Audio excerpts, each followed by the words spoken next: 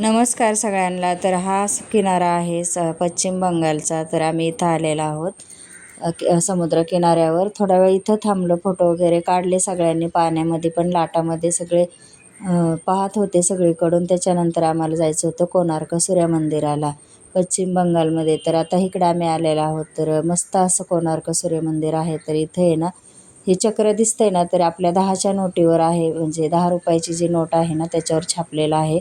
तर हे 12 चक्र आहेत, सूर्य मंदिराला लावलेले आहेत. तर आम्ही हेच पाहिले आणि आम्हाला पण माहीत नव्हतं. पण तिथं गाईड असतात ना, त्यांनी आम्हाला थोडीशी माहिती पण सांगितली. तुम्हाला जर मोठा व्हिडिओ पूर्ण पाहायचा असेल ना, तर मोठ्या व्हिडिओमध्ये जाऊन तुम्ही पाहू शकता. तर चला मग, कसं वाटलं कोणार्क मंदिराचं पाहणं किंवा दर्शन कमेंटमध्ये नक्कीच सांगा. चॅनलला सबस्क्राईब करा आणि लाईकसुद्धा करत जा.